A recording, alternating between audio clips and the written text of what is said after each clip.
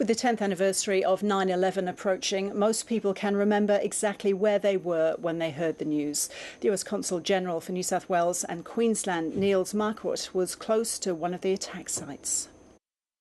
Well, they're very fresh. I was evacuated from the State Department where I was working on that day. Went out in the street. There were bullhorns, confusion, jets flying overhead. I wasn't yet aware of the attacks in New York, but I quickly saw the Pentagon on flames and realized something extremely serious was happening. And there are reports of a credible terrorist threat to New York and Washington to coincide with the anniversary. What are you hearing there? That's all I've heard. I've heard there's a threat, that we're dealing with it, and I pray that it won't have any impact on the many important events that are planned for this Sunday. So it is a decade since 9/11, 2001. How different a place is America today compared with 10 years ago?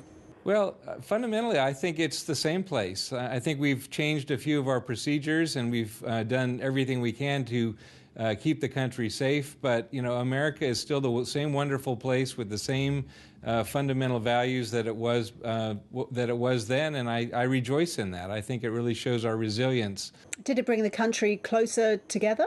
I think it has. I think we've understood the importance of understanding better how we're perceived, and you know, we've spent a lot of effort in the intervening years to reaching out to others who may have felt not entirely included in our society.